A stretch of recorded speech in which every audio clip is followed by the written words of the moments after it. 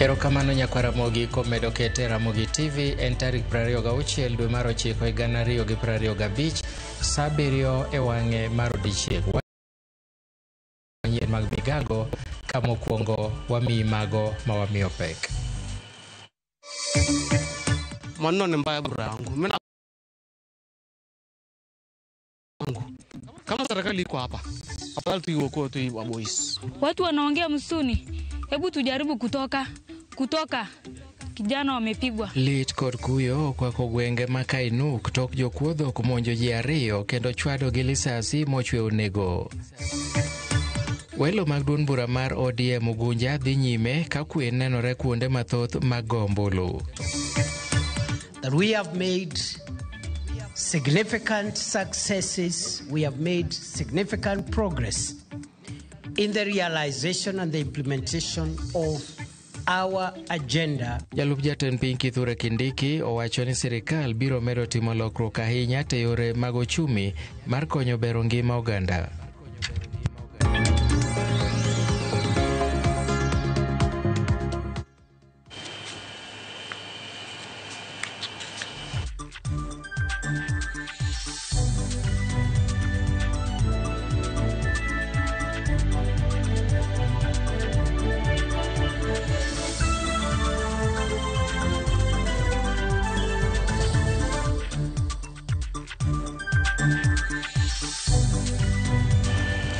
Machiegni weche manyien mag migago nyinga Milton Ochieng'. Duond bura mar ODM timo welo margi e kach ng'od bura ma Ugunja. Welo mano chakore okinyi makawuono kendo dhi nyime e kuonde go ombulu mopogore opogore.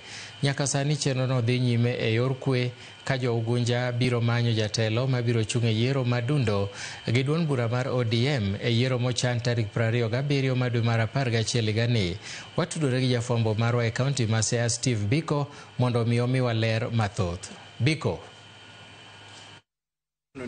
En odiechieng' mane duond bura noero mar ODM owalo mibiro time welo mar jalno ero mabiro fwadho bendera mar duond bura noero e yiero madundo ma Ugunja kae. Ka rakruok ma kamano nokelo kanyakla jochung' adek magen Moses Omondi mar bende nomondo luto kura mare e kanyo ero miluongo ni Siror, ka nyawadgi ma Joseph Alur to nomondo kendo luto kura mare kar saa 4 e kanyo ero miluongo ni Nyasanda, ka nyawadgi machielo ma en Frederick Zedbi to noluto kura mare e kanyo ero miluongo ni Simer. Kama giduto gin kuonde luto kura ma bende nopuodho kod duond bura no ero e kar chung'o bura no eri ma Ugunja. Ayudo kinde mar twak kachiel gi moko kuom jochung' eko kendo ma e gima giwacho. Dho thuolo ni mokwongo naduok chama mar kamano make. Gini en kosa. Mamiyo jo Ugunja thuolo mondo oyier achiel kuomwa. Jogo mochung' mondo biyo kwad bandera mar chama mar ODM. Mano mokwongo. Mar ariyo bende naduok IBC ero kamano ahinya. Nwach kosa mochope ni wasechako the process mar yiero mondo Ugunja koro finally obed kod second member of parliament. Yes. So mar adek bende adwa ni mondo akwa jogo machung' kodo ni sama antie ni koro jopiny ma koro thuolo. Yes. To decide, yes. Ko ker gi michuno. Koro wawuoko to wagolo Moses kura. Wala dum na kwe jogunjo bed kod kwe gitu kura maber. Nwach bang' odiechieng' ma kawuono ng'at achiel mabiro timo nade adwa na kaw thuolo ni bende mondo agero kamano ne jodalawa the voters ma Ugunja constituency mar biro oko mang'eny kata bed nitie challenges mancho no miu no kongisu kata kuma udhi time voting you still manage to come out. Adwa na show that they wasetimo mang'eny kwa luo gimiluongo ni kaka voting ni dhi wang'iyo bwan wango nang'ono chenro marachni olose go party itself. So we cannot actually say no, jomoko no. Your party emo kele emo mess up. Because mokwongo dhano vote guy in our polling stations ma onge kata register. Number 2, joma kunde ma dhano giketo kuonde bigoche mang'eny moriw to kongis voters ni moriwi ni inti dhi gocho kure. Man already is a bad thing. We had followed this up, ne wase gomba kani, ne wase kwayo ni giye gikete kati radio, gikete kata newspaper mondo jopiny ung'e ni gibiro gocho kure to gitamre nyaka 11th hour. Nitiere also polling stations moko makata jikia voters wegi kekta ni mondo ACK church ne kanye ke ging'e bana Pulwan to kuonde migoche gi bende ng'eny ji wegi manene omi thuolo mar mondo okelgi otamre yapo gitamre yawo stations gi mondo jopiny ogombul. Sama center koyawo, onego beni timango.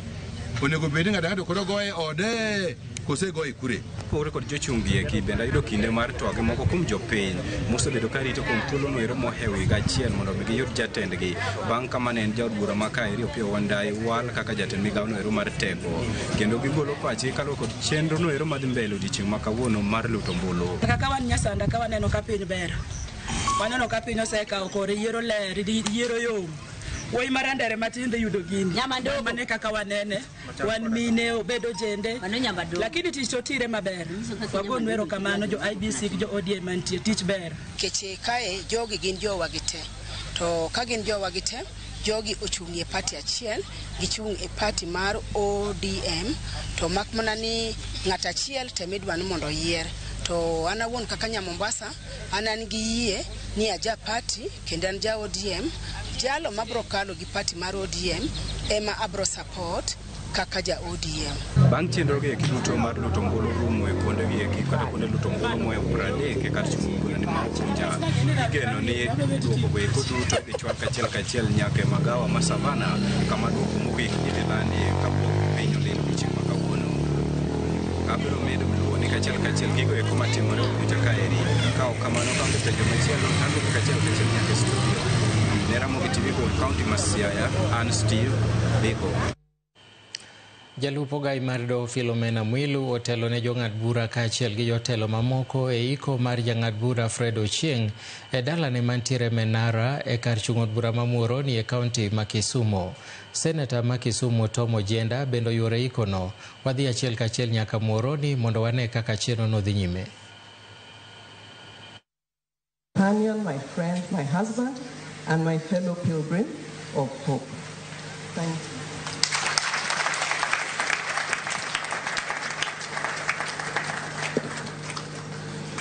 Thank you very much, Dr. Angela and the family, and our condolences. Ladies and gentlemen, at this juncture, just allow me to make these last recognitions, then we hand over the microphone to the church for the Mass.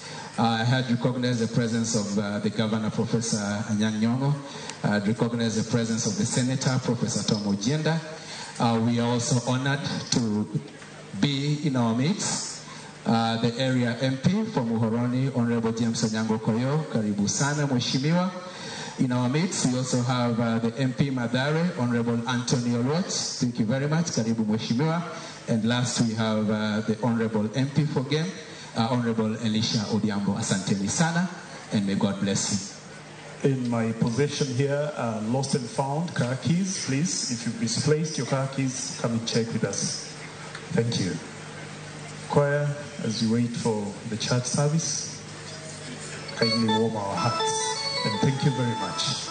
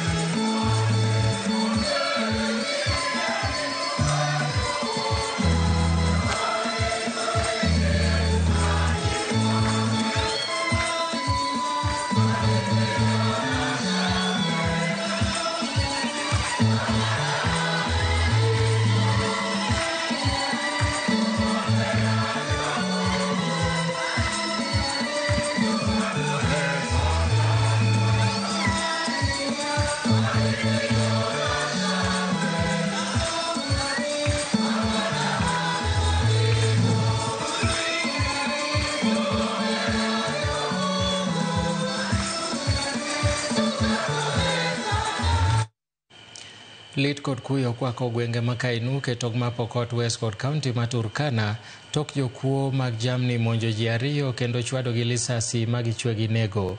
E kinde gogo obila achiel kuom obila ma bende nyochiwo arita e gwenge go no mabunde mare. Chal makamano ochwalo ich wang' e kind jodak mag gwengego ka koro giwuok oko mar kwedo tim makamano. Ma timore kata obedo ni nitiere bad migepe mopogore mag arita e gwengego. Nyaka sani onge achich moro amora mosemaki kotenore kod tim makamano.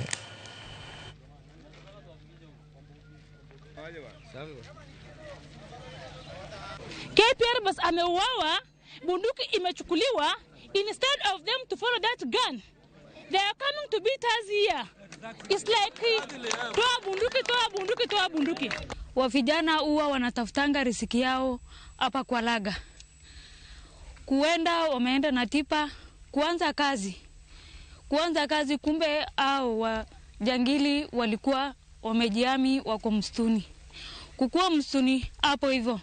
Katika harakati wa vijana wanaendelea kujaza tipa, hata hawajajaza. Wakasikia watu wanaongea msituni. Hebu tujaribu kutoka. Kijana wamepigwa. Mchanga tu peke yake kuchota hiyo mchanga tu hiyo. Mpaka tipa ikabaki, mpaka nini ikabaki, mpaka hata dereva alipona chupu. Wachana hata chupu. Kando na hapo. Hapa hivi. Maneno ni mbaya bro yangu. Mimi nakwambia. Mimi nasema tu serikali tu. Kama serikali iko bro yangu. Kama serikali iko hapa. Afadhali tu yuko tu boys. Unaenda tu town load hakuna mashambulizi inafanyika. Ukakataa kuja kufanya mambo jukwaa la usalama mahali ambapo hali ya usalama ni tete. Ukaamua kwenda kufanya usalama load. Lakini unaona sasa kwa wakati huu kainuka ikaliki, watu wetu wamekuwa wakiteswa, watu wetu wamekuwa wakitegwa nyara na wengine pia mili yao haipatikani. Jalup Jatend Piny Kithure Kindiki owacho ni sirikal biro medo timo lokruok ahinya te yore mag uchumi mar konyo bero ngima oganda. Koloso e kinde manochiwo boke ne jogo mabiro ting'o tiko maduon burano e yiero madundo michano bagi dwe mar 11 gani, Kindiki nomedo ni UDA osego okang' ahinya to kaluwore gi singo mane gichiwo n'oganda jo Kenya e kinde mane gipedho ayanga manifesto margi. Kindiki bende nojiwo jogo mabiro laro lemo mopogore e yiero makamano mondo sir chenro mag piny owacho e yo makare kaka dongruok kod neno bende ni gitiyo n'oganda kako winjore.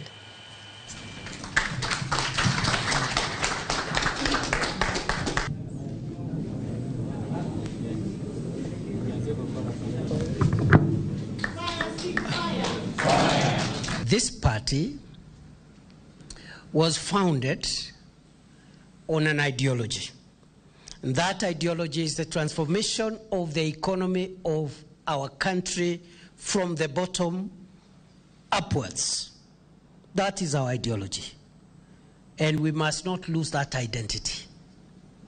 I am pleased to report on behalf of our party leader, President William Ruto, that we have made significant successes, we have made significant progress in the realization and the implementation of our agenda, which we deliberately committed ourselves to 3 years ago. Congratulations to all the candidates. We ask you, after you get your certificate today, go back mashinani, look for votes, go to every household, get votes. And when you go to look for votes, I have this to tell you. We are the ruling party. But that's not to mean that we look for votes with kiburi and arrogance, namatusi. That is not our brand of politics. UDA will field candidates without any ODM candidates being fielded in those areas. And for the areas of Kasipul, Unguja, and Magarini, we will allow ODM to field candidates, and we will go there to support those candidates as a joint candidacy. That is in the spirit of ensuring that we do not, muddy ourselves into an endless fight as coalition or broad-based partners of this government. Ten piny Kenya gotiko maduon buch United Green Movement UGM retired Justice David Maraga okoni midhiero masani okwako pacho ka to chuthe weche mag thieth kod somo en mibadhi motimo newa ai sirikand William Ruto. Maraga mane loso Mombasa bang' romo gi wajumbe mag duond burano owacho ni maino margi kaka duond bura en neno ni gitimo lokruok e telo ma pacho ka matego uchumi mabende okoni sani orochore malich mokalo. Jatend duond burano Agustino Neto mabende ne en jaod bura ma Ugunja ma Ndhiwa e kinde mokalo okoni rocho katiba ma pacho ka en achiel kuom midhieche ma jo Kenya onego ikre mar kedo godo kendo kelo lokruok mowinjore e pacho ka. Corruption, education, health, yani hakuna kitu ambacho kinafanya kazi sahihi na mambo yanazidi kuzorota. Na zaidi ya hapo, badala ya kusikiza wale wananchi ambao walimweka kwenye kiti kile, anafanya mambo tu anavojituma, anavojipendelea, anavyoona itamfaidi yeye mwenyewe, haangalii wananchi. Tungependa rais ambao anatii sheria, rais ambao anatii katiba. Because in the Constitution of Kenya says we the Kenyans are sovereigns. Sisi ndio tuko na madaraka, sisi ndio tuko na mamlaka. Na tukipata rais ambao anatupatia nafasi ya kuishi vile inatarajika kwa kikatiba, the country will go very well. What we want is change, fundamental change. Ile tunasema fundamental change. Na ninataka kuahidi kitu moja. Nikiingia kwa hiyo kiti, Mohamed wewe ni rafiki yangu kutoka kuanzia leo. Lakini utafuata sheria. Usipofuata sheria, tumekosana na wewe. Tutapigania ufisadi. Ufisadi. We are a very rich country, let me tell you. Hii pesa ya wizi hii yote nachukuliwa hivi, ikirudishwa iwekwe education, iwekwe health, tutaendelea vizuri. Mungu awabariki sana. Jokanyo mag duond bura mar ODM ochako molo ya lap matuke magusi madhialo higni 20 ma duond burano e gwenge ma Nyanza kendo gai mar ODM Raila Odinga igeno ni dhi chope nyasi no. Watudore gi jafombo marwa Crispin Otieno manie kaunti ma Kisii mondo mi walere kaka chenro no dhi nyime. Crispin Otieno, inyalo nyisowa ni to nyasi makama igeno ni dhi ywayo welo machalo nade to kwan mar ji mabende osemolo nyaka sani ni nade? Crispin.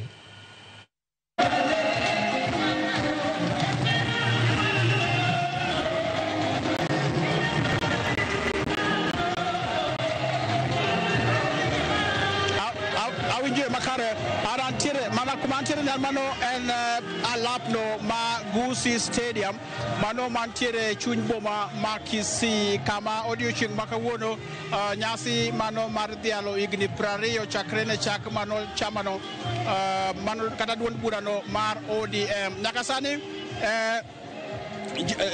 ji mopogore opogore kata jogo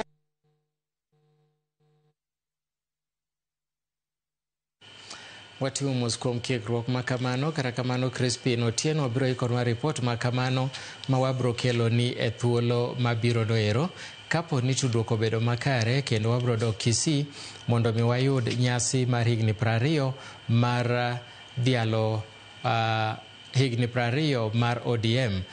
Kawadhi nyime ni jambetre ma kojolo mar piny Amerika e pacho ka Susan Burns osingo ne piny Amerika biro medo tiyo kanyakla gi kaunti ma Kisumu e neno ni dongruok obede migawo mar thieth.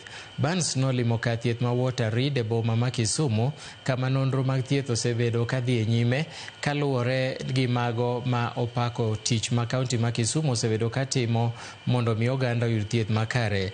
Gavana ma Kisumu Anyang' Nyong'o manorwako jambetre no osingo masiro rowere molony e yore mag mbui kata content creators kendo jiwogi ni mondo gikel paro mopogore opogore apise mondo mi okonygi.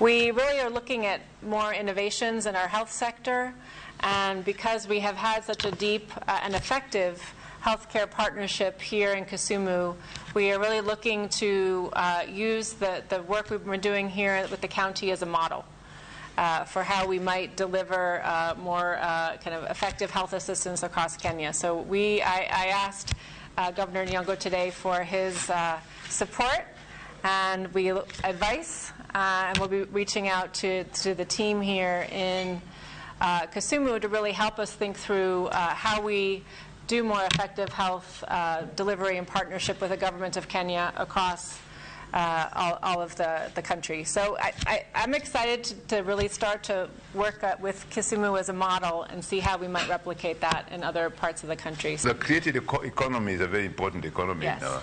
in our county, and we discuss a lot about the creative economy. Those of you who are in the creative economy sector who would like to work together with the embassy and with us, please feel free to come to my office or to approach the fellow in charge of creative economy, Robert Masira at Social Center.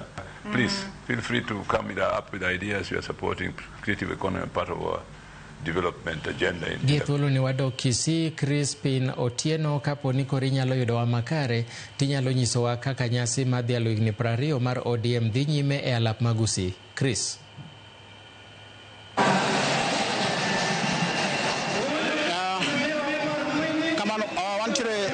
Alapno magusi manaka na awacho na manyaka sani gino madhi nyime jotelo mopogore opogore mawuok e gwenge kata kaunti mopogore Thurka medo mana timo twak kod oganda kata joherano mar mano chamano mar ODM matimore e alapni magusi stadium en nyasi mar yango higni 20 chakre ne chake mano chamano mar ODM kendo nyaka sani jotelo mosechopo en kaachiel kod jakom mar ODM mano Gladys Wanga ntiere mano gavana mar Mombasa Abdul Swamad Sharif bendo sechopo ka senator no mano Manarok Oledama Olekina Gavana Makisi bende Simba Arati Jod Bura motingo nyaka Junet Mohamed bende nitiere e alapni kendo nyaka sani gino madhi nyime girito mana jatelo mano mar chama ni mar ODM Raila Odinga ma ichano ne ji chopo gindeke e alapni dakika machuok ko wuok sani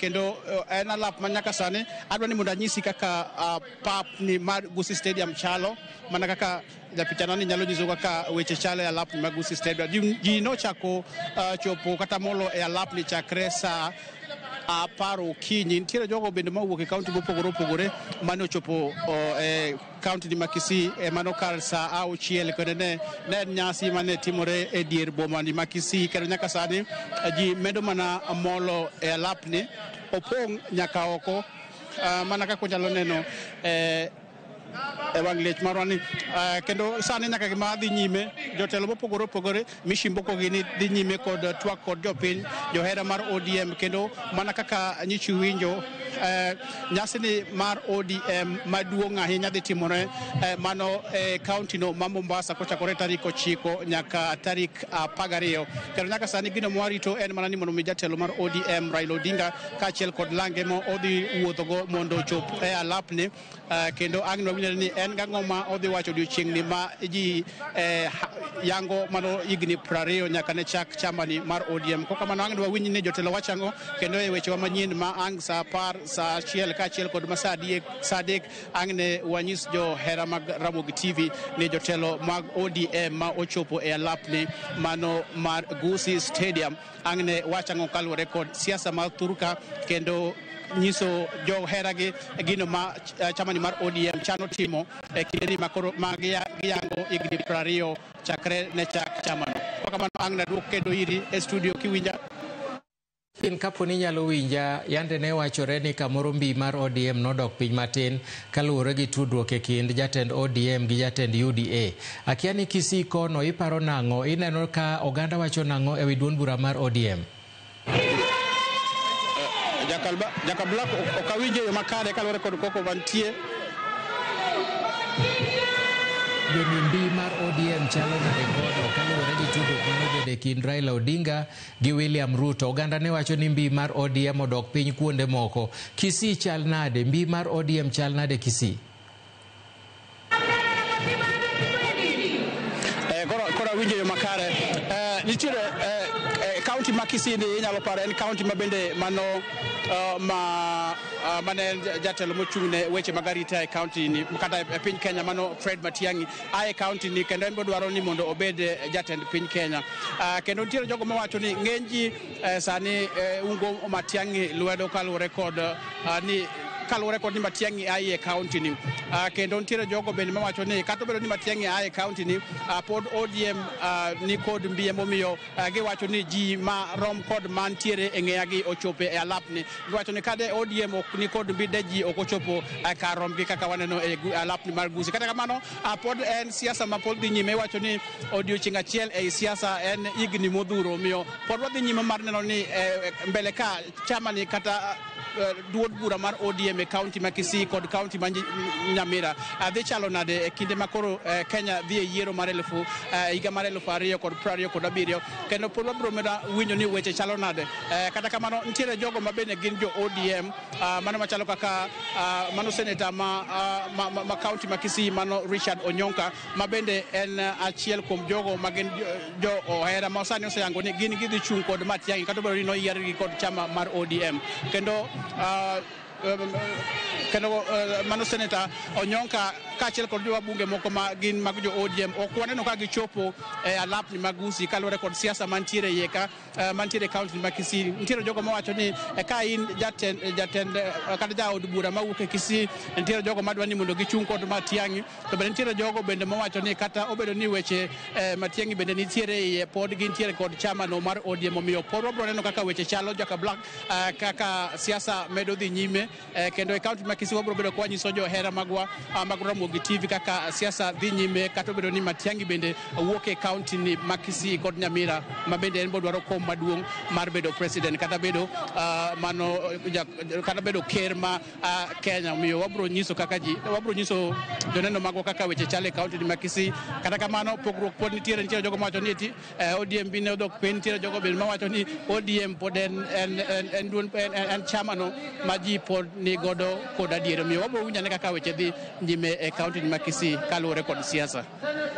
Nainya Crispin Otieno achiel kachiel kowuok Gusii Stadium e boma ma Kisii kama inge higni 20 mar duond bura mar ODM ka bende kaka Crispin owacho nyasi maduong' mokalo biro bedo e boma ma Mombasa.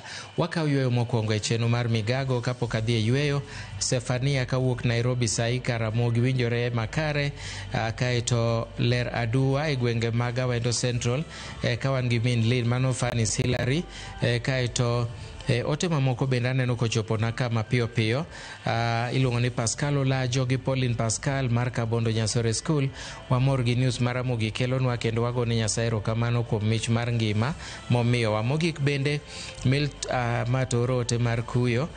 Maureen from Kisumu aneno ka penjo moro e chenro mokalo mar Rabala chande. Wakaw yweyo matin nyaka Ramogi kik idhi mabor, pod wan gi mathoth e migago.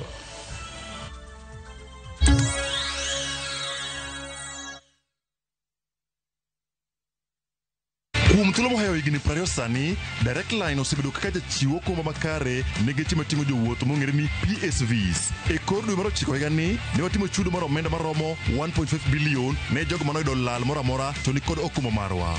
Mondo iyud okumba mar nyamburko mari sani, los kod agent mari kata limo ofis marwa mantie machiegni kodi kata watole namba mar 0711 030 000.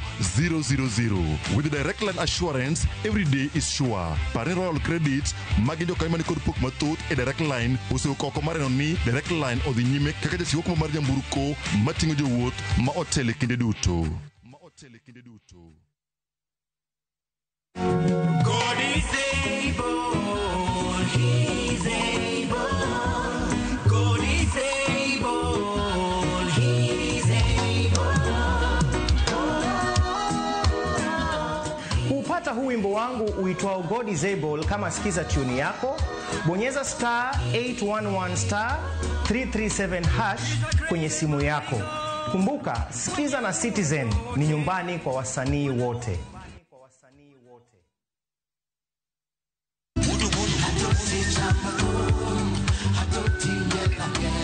Woktich ka woktich wakelo ni don ya wotonagi. Kabinet chario kati chario nyakumunga juang en odiochieng' mar yuto mari. Chieng' tich adek nyaka romga juang en odiochieng' mar mine nyalo kachiel koda weche hera. Awendo kachopo tich ang'wen nyaka romga juang wakelo ni kama nene, yani TBT kod thume mamit mokalo. Furahi the edition and thum kaliech. Loso kapuoyo nyaka romga juang. Ka wakelo ni jothumbe mopogore opogore. Kanyo ndo bende wakelo ni gimiluongo ni Best Yawa.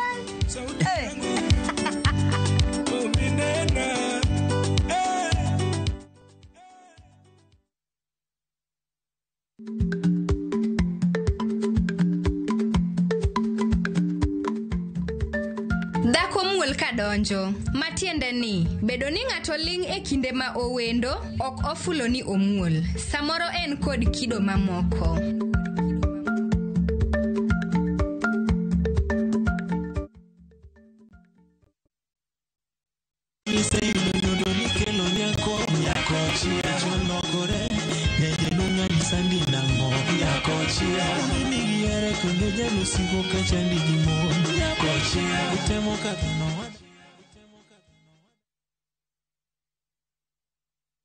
Tired of late rides and shady charges? Itisha Wigo. Now Wigo, you get more than just a ride. Unapata on-time pickups, gari safi na fresh every time.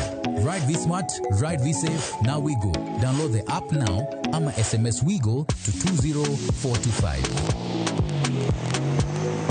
Wigo, your trusted ride.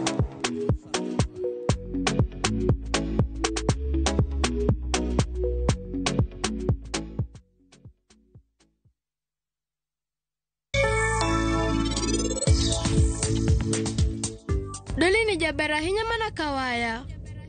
Ma en mana Doli, ok en pari? Dawe, nikech chal kode, ma en pari dal. Chivo mako sep gi nyako moro machielo. Sigrina ti wach na adier. Gik manyako ni wacho kae gin adier. Waya en adier. Lo kaero pari kae anaero ng'at machielo.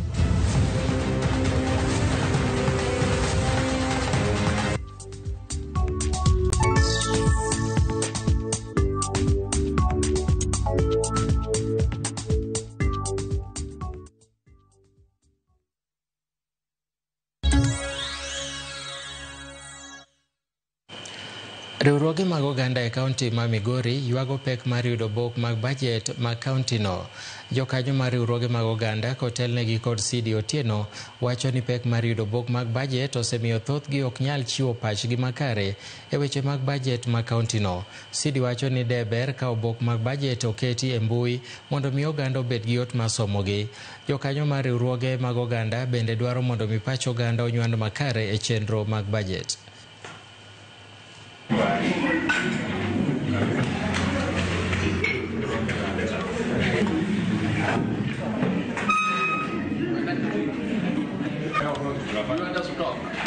Like right now, we are supposed to be discussing the county budget review and outlook paper, but it's not on the website. Yet we have deadlines. So that's one of the issues that we're asking ourselves as CSOs then, how can we maybe work with the county government to improve on this? The county have mechanisms, for example, to take over projects from donors, because if a donor funds a project and then it is finished, then the county should be able to have measures of sustaining that.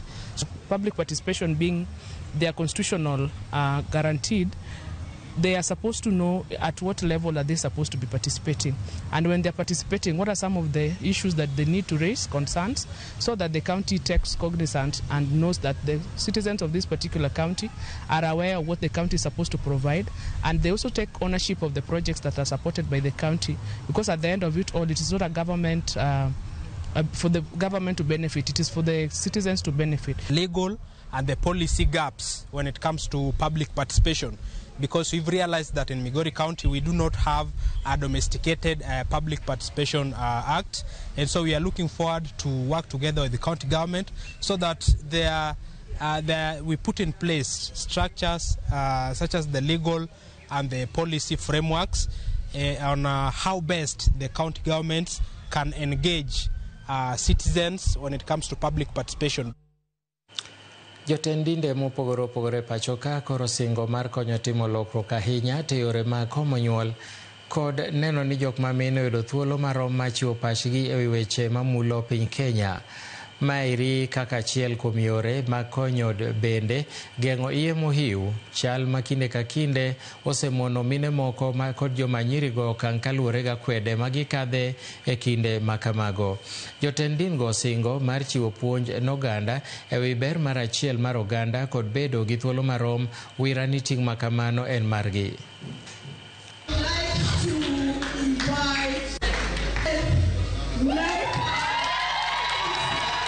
We want to create a platform where our young people and the elderly can have a conversation. So we are going to conduct intergenerational dialogues at the grassroots level to make sure that we create a platform where the faith leaders, especially the African traditional religion, can have a conversation with their children.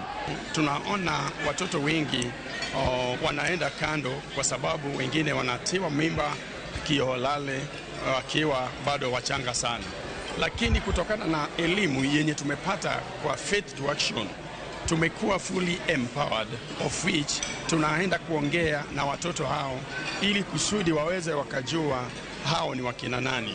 Now we have the authentic faith voices that have spoken on issues of peace, that have spoken on issues of gender justice. You're going to see them in their communities, in the world, giving positions and guiding their communities on how to tackle these issues. The culmination of today was the awards, where we get to recognize faith leaders for the work they're doing in our communities and to motivate them to keep doing that. Picha mosebedo kalandore mbui manyiso kaka igoyo radar nyako moro gi chwo adek medo nyuolo paro mopogore opogore e ratiro mag nyithindo manyiri e pacho ka. Tim makamano manotimore alwora man Kareta e kaunti ma Narok nyiso kaka nyako no igo radar go wetene wira ni nodagi ni ok onyal tedo ne dichuo moro mowetene ne dwaro ni mondo tedne. Apisa mag obila koro chaka pedha mar manyo chwo adek go ka nyako no sani yudo thieth e kar thieth maduong' ma Narok. Kaluwore ni nyasi matimore e kaunti ma Narok tarik 1 madwe mabiro, Jaod Bura Rebecca Tonkei kod Commissioner ma kaunti ma Narok Kipkech Lotiatia okwedo mokalo wachno. It has happened, unfortunate, in my area, Ngareta, and as we speak tunashukuru pia County Commissioner kwa sababu wakati ripoti hii imefika County Commissioner wa Narok na asasi zote za kiusalama, tunashukuru sana na tunaomba iendelee hadi haki itendeke. Hiyo sauti yake, hiyo kupigwa kwake, tafadhali tusimamia haki ya Semeita. Tiegruok mar NYS ochako chenro mar puonjo rowere loso makati kaka achiel kuom puonj mar rowere madwa riwore gi NYS biro time pacho ka. Kanolose e kaunti ma Nakuru e chako chenro makamano, Jane Imbunya ma en jagoro e bad migawo mar jotij sirikal owacho ni chenro no ibiro konyo e duoko piny tiyo mag omenda e sama rowere irwako e NYS, komedo ni chenro go biro konyo rowere go bang' tieko tiegruok magi.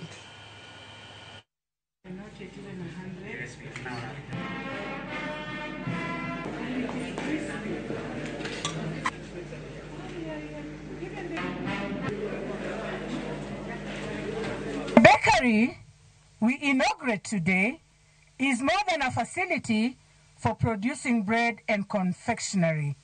It stands as a symbol of innovation, self-reliance, and the boundless potential of our youth.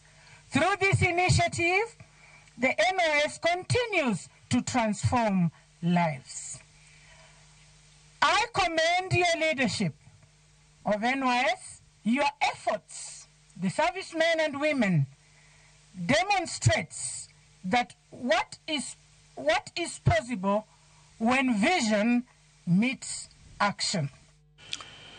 Joma mine e kaunti ma Bomet omed jiw mondo mi oriwre kendo olar lemo mopogore opogore mag siasa ahinya te kindegi ma piny Kenya ochomo yiero ma higa 2027. Maeri en kaluwore ni kaunti ma Bomet en achiel kuom mago makwede ni malo chal ma mono thoth jok ma mine donjore e siasa. Kokadhe mabul mar Young Women in Politics owach ne jok ma mine e kaunti no ni mondo kik bed kod luoro, wira ni thuolo mag telo mag oganda duto ni e lwetgi.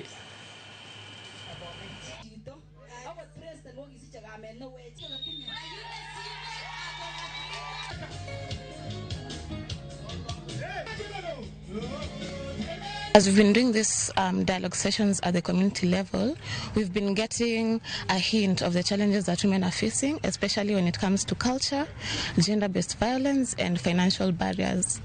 Coming 2027, tunaomba sisi kama wamama mtupunguzie ile registration fee. Yes, wamama tunaweza kuongoza, lakini changamoto tuko naye, maybe wakati wa uchaguzi hatuwezi pata zile pesa za kufanya registration. Kutoka leo na kwenda mbele tunasimama kama wamama na tunasema tunaweza kama vile wanaume wanaweza. Women's power. Rowere mapacho ka koro jiw mondo wuog oko kendo lar kombe mopogore opogore mag siasa kaka achiel kuom yore mag konyo bero chal matelo mapacho ka.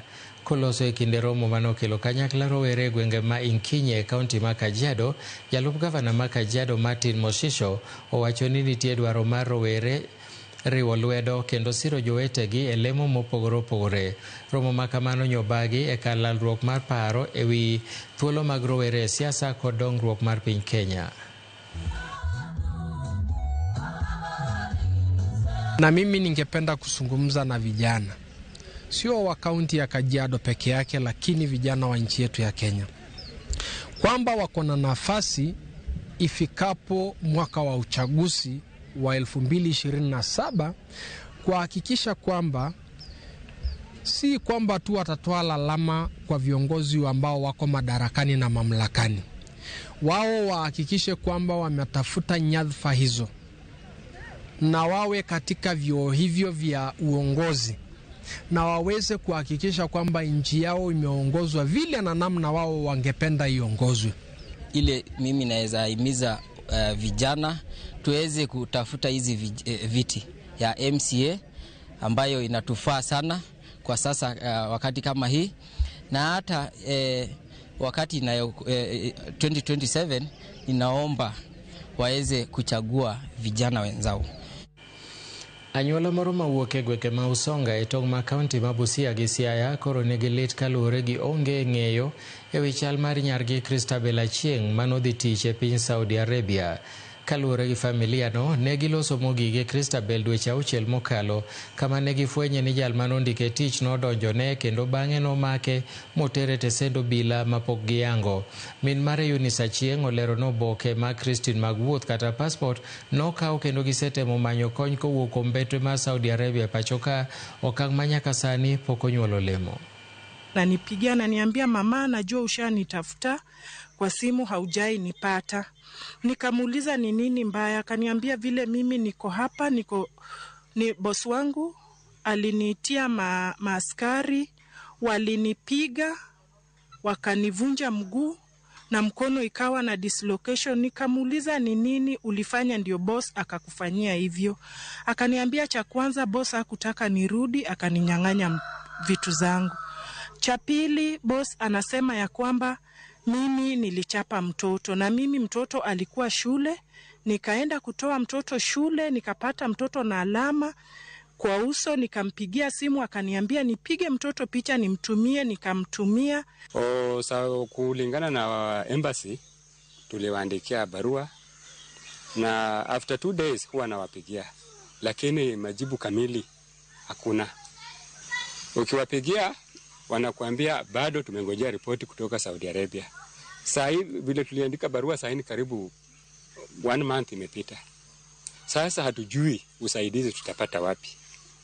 Mwenye anaweza kutusaidia asaidie familia ili mtoto arudi Kenya. Nonro mar migao mar thieth yango ni e kind mine 100 ka 100 e pachoka, 76 kuomgi ok dwar mako ich, ka bende e kwan ma onogo 62 kuomgi ema yie mar komo nyuol. Ma nyiso chal mar Kenya korka chenro matiyo gi yore mag komo nyuol. Jafwambo marwa Judith Omondi miyowa ler e wi lipodni. Oyangore ni pod nitie dwaro mondo mi med chenro mag chwalo thieth mag komo nyuol, ahinya to ne joma mine mayangore ni chunygi dwaro ni mondo gikom nyuol, kata kamano pok gichako komo nyuol. E twak kod jofwambo mane obak kod migao mar thieth okinyi ma kawuono, ripot oyango ni e kwan mar mine 100 ka 100 manie pachoka, 76 kuomgi ok dwar mako ich nikech wach achiel kata moro, Kata kamano, e kwan ni mana 62 ema komo nyuoli okenge ma opogore. Kwan ma odong' yudo iye ma ok giikore ne. That 46% of the women do not require more children. 30% still do not require children, but they want to space. Therefore, this one gives 76% of the population who require contraception. Kaka achiel kuom yore mag tieko chuth iye ma imako ka ok opangi, migawo mar thieth chano yaro bade e chwalo chenro mag komo nyuol ne mine seche bang' ka gisenyuol kapok gidok pacho. Kwan mar mine mayudo chenro gi, 62% limo ute thieth mag piny owacho, ka 33% to limo ute thieth mag ji giwegi, gino ma giparo ni dhi keto chenro ni mbele po ni giride ute thieth duto ma pacho ka. Also encourage this one for after delivery, because that is the time when the woman has come to the health facility, and we call it immediate postpartum family planning. Report ni bende yango ni thoth joma mine ohero kit komo nyuol mar sindan ai luwe kod implants kama ogik to en yath ma imuonyo. Kata kamano, apisas manie ute thieth mag piny owacho ywak ni kinde moko mine ok yud thuolo mar yiero kit komo nyuol ma gidwaro nikech nok manitie ute thieth mag piny owacho. There have been a bit of challenges in terms of FP, as you all know. Commodities being one of them. Sometimes we have unmet needs. Women will come and choose different types of family planning options that we may not be available during that time. So there's an unmet need that also elicits within the health space. Elek ma piny Kenya nigo gichano lombo ji mapoko yangu chenro gi kendo duoko kwan gi piny pachoka nyaka 10 koromo higa mar 2030. Judith Omondi, Ramogi TV. Erokamano nyakwara Ramogi kuom medo kete. Ramogi TV en thuolo ma koro wakao yweyo mar 2 ka waduogo wabro kelo ni weche tuke.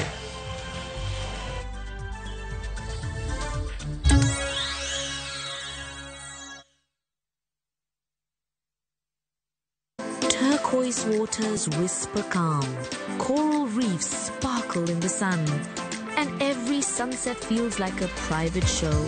In Malindi and Watamu, the low season is your chance to escape the rush and connect with your partner, your friends, or with yourself. Discover coastal trails, dive into crystal clear waters, or simply unwind as the ocean hums softly in the background. From only 36,100 shillings for 3 nights via SGR, your hideaway is closer than you think. Book today and pay in comfort with Lipa Pole Pole. Visit vutravel.com or call 0703 254 254. VU Travel. Dream, explore, discover. Teacher Beach kocha kore sangweno tieno nyaka sauchi lakini ni mixes maliet kabisa maglu rumba luo benga kachil kora jawa maliet kuo kiondamo miachielo koda biriyo nukta chiel FM kari chunje luo Kamela nako ni wangne kawado kocha nyaka wang joy mari mar Ramogi TV Lungani ya boy handsome mandawea roji bed and breakfast Lungani DJ Kolokol instrumental Tokodan Solomon Tito Kafaya gudi Kawa wachoni ma en Ramogi Night Disco Kete Manaka Erika Kaero Jawar Mamana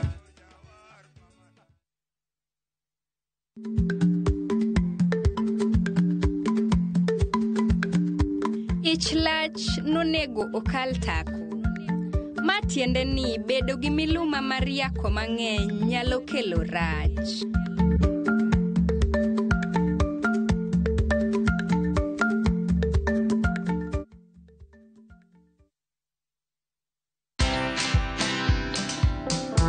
I've had so many startups. I've failed so many times. I always say I'm a master of failure. I actually have a part of my organization, which is performance marketing, where we test failures. So when we're advertising, when we're releasing messages, we do a lot of A/B testing so that we fail quick.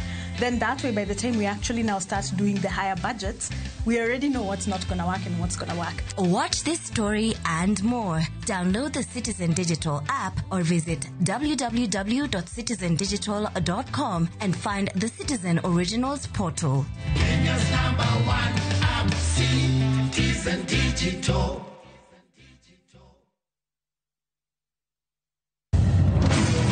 Beikori mar doke pacho kama sigen ni lero gimor kod sunga mar luo.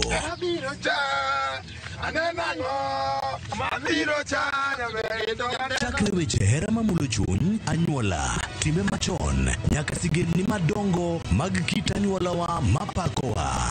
Magi ok gin mana sinema, magi gin sigen ni magwa. Ka ok mana chikni emomiyo koro sani wabedo kaka familia kar nyamerwa dak kethre to wantie. Dhok ma wawacho, koko mag nyierowa, kit luo kod sigendniwa nenore ayanga.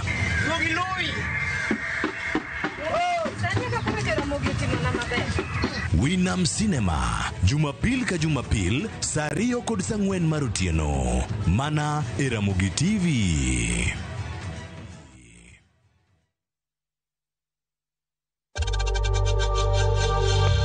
We know times are tough, so save money by buying airtime from M-Pesa to any network with zero transaction fees. Dial *487*2# and get your airtime PAP with zero transaction costs.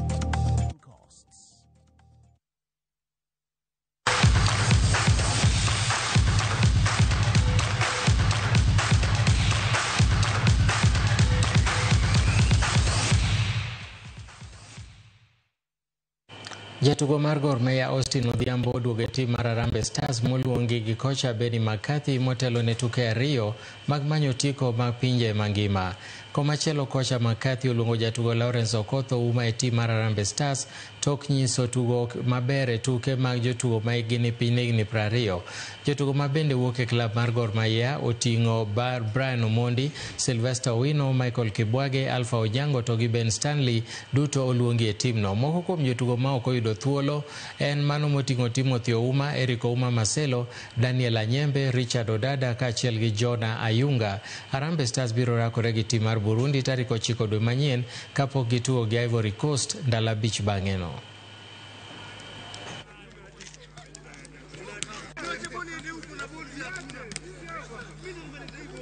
Tim mar Kenya ma jotugo matindo matugo tugo mar baseball ma jotugo 5 kod gi kocha dhi nyime gi duoko makare e tuke ma piny mangima ma dhi nyime e piny mar Mexico. Kenya nolo tim mar Spain set 2-1. Loch mano keto Kenya e rang'iny mamalo kendo bedo ni tim mar Spain gin joloch mokalo. Spain nolo Kenya e set mokwongo point 4-0 kapok Kenya noloko tanga kendo kao set 2 gi mar adek. Tok pado wi Spain, Kenya nolo tim mar Tunisia set 2-0. Loch mano chwalo Kenya nyaka e tielo mar quarter finals. Kenya noyuore tukego kaka tim maonge gi lony kata kamano timbe nyaka ma Let's ask ourselves, we've come to know different people, interacted with many people. I can say just a nice time. Tarajio yetu kwa mechi zijazo ni kuwa tunataka tushinde zote ili tukuje na kikombe nyumbani. Tuambie Wakenya pia tuambie Wakenya kuwa Kenya inaweza na tuko mbele.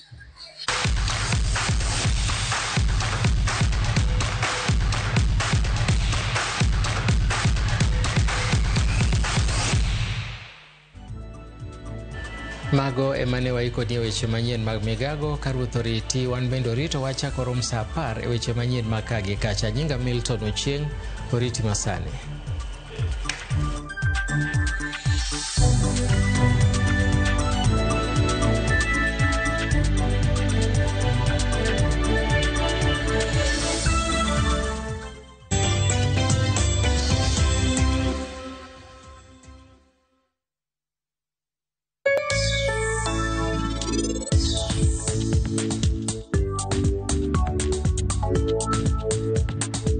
Yudomo madajre kod kito hala ma itimo, pesa ma ichako hala kata capital